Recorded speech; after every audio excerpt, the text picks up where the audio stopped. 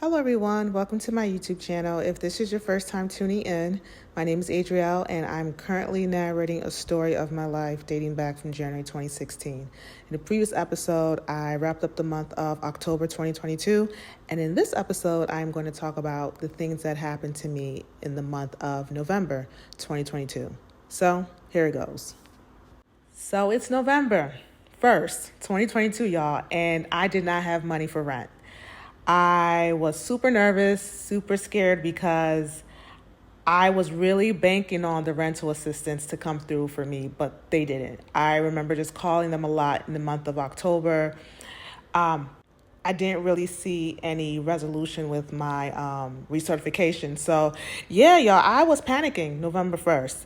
So I remember just being so anxious about the fact that I didn't have money for rent. And it kind of felt like I was back in this position again because November 1st, 2020, I didn't have money for rent as well. So I'm just being super anxious about the whole situation. Also, I was running low on food. And I'm like, okay, I don't know where these financial provisions are going to come from. Now, I'm believing God. Throughout this whole time, y'all, throughout all the time I was in the wilderness, I was just believing God, okay? Like, Lord, you got to come through for me because this is your plan. This is your plan for me to be in Atlanta, even though Brandon is in Oklahoma. Lord, you have to come through for me, and you have been coming through for me consistently, Lord, but now I really need you to come through. So I spent the 2nd and the 4th just praying to God, like, Lord, please send provision, send financial provision, send financial provision. On the 5th, y'all, I started to hear noise from apartment 18. So apartment 18 is, it's actually my neighbor. Yeah, apartment 18 is my neighbor on my left side. So I started hearing noise from apartment 18. I'm like, what's going on? So I went on the website. Somebody was moving in. Now, mind you, at this time, I was not checking Brandon and Caitlin anymore. The last time I checked on them was ending of September. So I'm like, okay, Lord, is Brandon moving into apartment 18? Y'all, I got so caught up with the fact that Brandon was going to be my neighbor in Hidden Valley that anytime there was some type of unit open, I'm thinking Brandon is going to move into that unit, because I was really suffering and I'm like, this can't just keep going on. So I'm thinking, okay, is Brandon moving to apartment 18? Anyways, back to me asking God for money to pay my rent. Y'all. So I'm just believing God, like, Lord, please come through for me. November 7th, I remember fasting. I said, okay, I need a fast because I haven't heard anything from anyone. No one is calling me to give me money. There's no financial provision happening in the first week of November. So I'm just thinking, Lord, what's happening? So I fasted that day, and at midnight, which was November 8th, I decided to check my email. I checked my email, and I got an email from Hidden Valley. The email was a 30-day notice to vacate due to default. I was like, oh no. So I'm going to read the letter to you. It says, Dear resident, please consider this letter your formal 30-day notice that you must vacate the premises on or before December 7, 2022 for failure to pay past due rent and rent that is due on or before the due date. We previously notified you that we require strict compliance with the terms of the lease. So that was just the first paragraph of the letter. I'm not going to go into the rest of it, but basically you get the point. So I'm like, man, they sent me an eviction notice. Y'all, this has never happened to me. Now, granted, before Atlanta, I never lived in an apartment complex. I never lived in an apartment, period. So Atlanta was my first time experiencing living in an apartment. Never went through an eviction. My family never went through foreclosure, none of that. So the thought of me getting kicked out of a place that I'm living, that was new to me. So I panicked. I remember just saying, okay, Lord, I know you didn't bring me this far just for me to get evicted from my place, right? So I'm praying and I'm like, you know what? I'm not giving up. Even if I have to leave on December 7, 2022, I am not giving up. I'm fighting for Brandon. I am fighting for myself. I am fighting for my family. I am fighting for my lineage. These generational curses need to be broken. they need to be broken. I need to receive the promises, the inheritance that God has for me. Brandon needs to be set free from Jezebel and all the generational curses in his bloodline. Like, I'm fighting for my family. I'm fighting for my lineage. I cannot give up. I just kept on saying that to myself because, y'all, I needed to push through. I just couldn't give up, y'all. Giving up really wasn't an option. But at the same time, I'm like, I don't know how to process the thought of me getting evicted from my apartment. So yeah, y'all, that was what I was going through. It was so hard for me mentally and emotionally. And it felt like the further I was going into the wilderness, the worse things were getting. You know, the saying that says, when the going gets tough, the tough gets going. Y'all, the tough was not going anywhere. The tough was not going anywhere. Things were just intensifying, y'all. And I couldn't understand why. I'm like, man, I graduated Georgia State back in 2019, 3.5 years ago. Why am I still in this pit, basically? So, yeah, y'all, that was what I was going through. But I said, you know what? I believe God is going to work things out. So November 9th, I get a call from Esther. She tells me about this survey thing that people do for money and stuff like that. They pay you to survey stuff. You may win a gift card or whatever. So she was telling me about it, and she actually gave me the number as well. Then I remember telling her my situation. I was like, girl, I am just broke. I was telling her like how I didn't have money for food and how I was just waiting on my rental assistance to come through. And I was just basically venting to her about what I was going through and my struggle. I also too vented to my mom as well about what I was going through. So yeah, y'all, that was what happened the first week. So now we're in the second week. It's November 13th. I get a call from Esther. She basically tells me that she wants to come over. I'm like, sure, you can come over. She comes over, and I think it was like on a Sunday.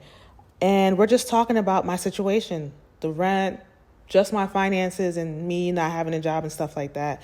So she brings up my internship that I had that summer from Uncle E.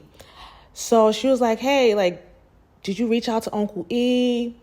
Was there anything he can do for you as far as like getting you another internship or another job or some situation over there? And I actually told her that actually Uncle E was telling me that there was an open position at his institution. And if I wanted it, it was going to be a guaranteed job, but it wasn't going to be remote. So I would have to move. And I remember telling him that I can't leave Atlanta. Now, I didn't tell him the reason why I didn't want to leave Atlanta, but I was like, yo, I can't leave. And he was like, this is going to be a good opportunity. This is a guaranteed job.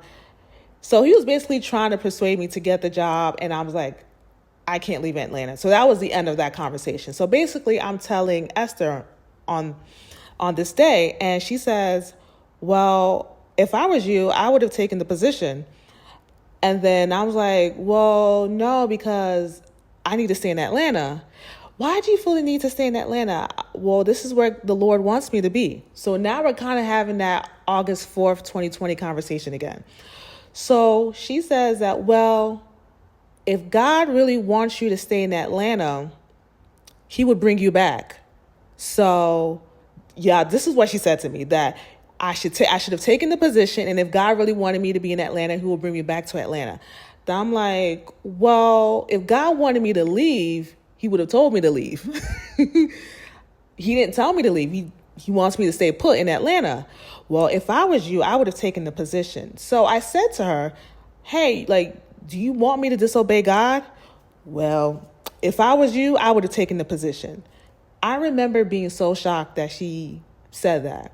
Because it's like, girl, you're low-key telling me I should have disobeyed God for a job. And you're a Christian. Why is a Christian encouraging me to disobey God? So I was just confused. So she brings up Job. She talks about the story of Job, of how, you know, God wanted Job to go to Nineveh, but he got on a boat to Tarshish. And because it was God's will, you know, God brought him eventually to Nineveh. But I was like, yeah, he did, but you forgot there was a cost. Job's disobedience cost him being in the belly of a fish for 3 days. Why do I have to go through all of that? If Job was obedient the first time, he wouldn't have gone through being in the belly of a fish. I'm not trying to go through things that I can avoid, okay? There's a cost to disobedience. Well, if I was you, I would have taken the job. And I'm like, what? You gotta be kidding me. Anyways, I'm like, okay, that's her opinion.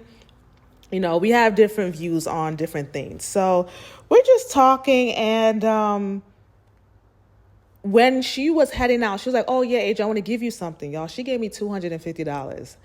I was not expecting that. I was like, oh my goodness. Like, honestly, Esther, I was not expecting you to give me any money. She's like, oh no, like, I really want to help. Like, Adria, I really care about you. Like, I really care about you. It hurts me to see you not working and struggling financially.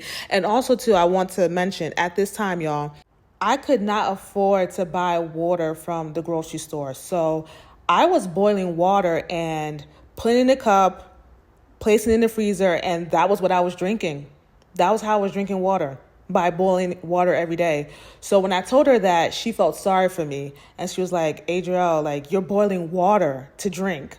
Like, the way you're living is not, you know, it really bothers me. You know, I care about you and all the spill and stuff like that. So she's like, yeah, just go out and get you some drinking water.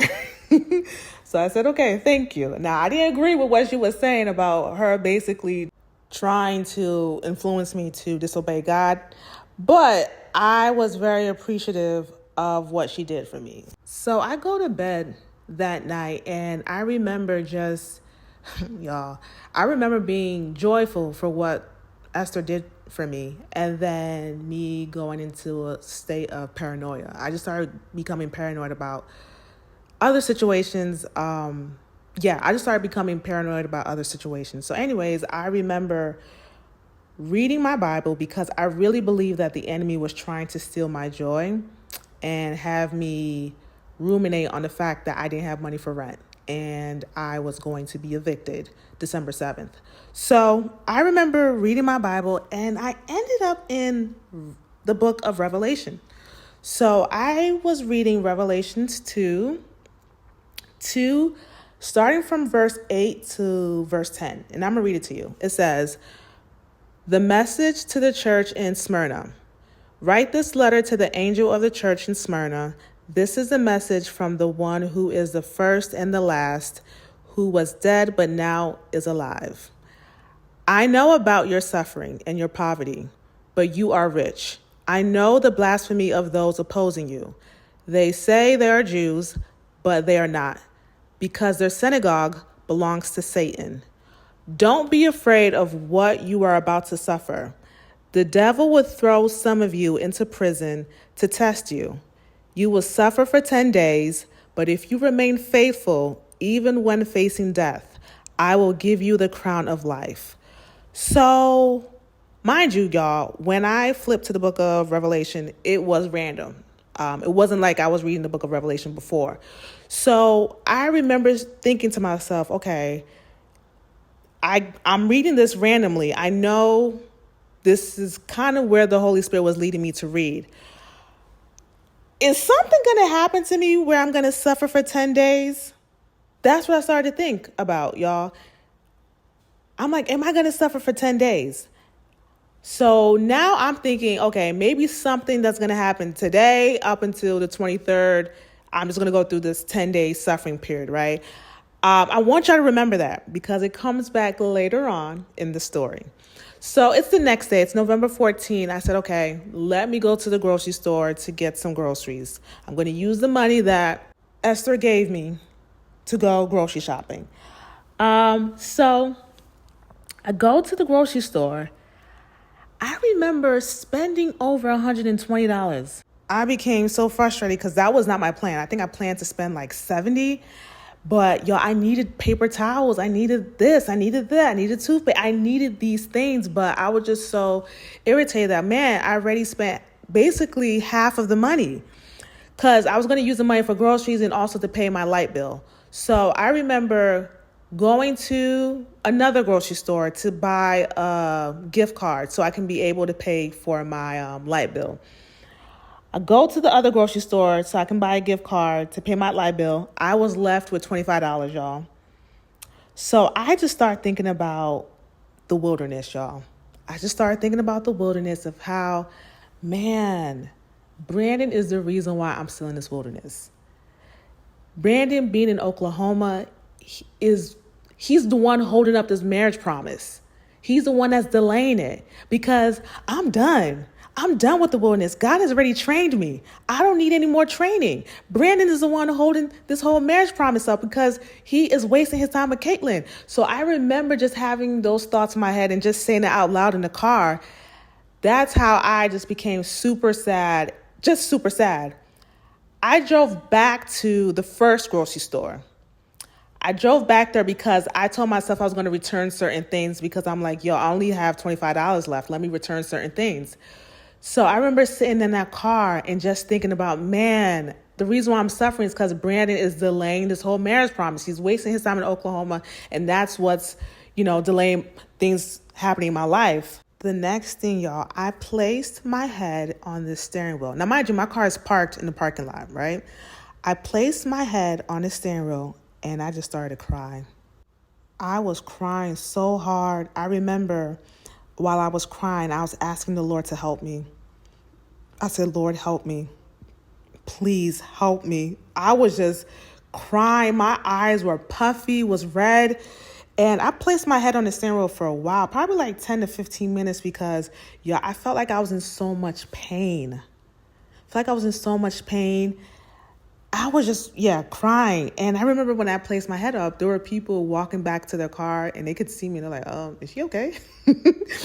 And I was just wiping my tears and everything. I went back into the store. I returned certain things. And in total, y'all, I had $51 left. So the $51 I had left, I used it to buy food. So majority of the money that I spent on grocery shopping, it was like, for household essentials. But so I used that $51 to buy food. And by the time I got home, I watched encouraging videos on YouTube to just eradicate my annoyance because, y'all, I was so annoyed with Brandon. I'm like, dude, this guy is really messing up my life. And he is smiling on Instagram with Caitlin. I just became so annoyed. That was when I was watching videos on YouTube where Andrea was saying, prodigals, they have a double mind. They are double-minded. They are in and out. And just learning more about this whole match made in heaven journey process because, y'all, everything was just so new to me. And I just remember just being so annoyed. Anyways, the next day was November 15th, y'all. I had a dream. And I'm going to tell you my dream in my next video. So if you are liking the Likely Story, please like, comment, and subscribe. Please also share my videos as well. And until next time, bye.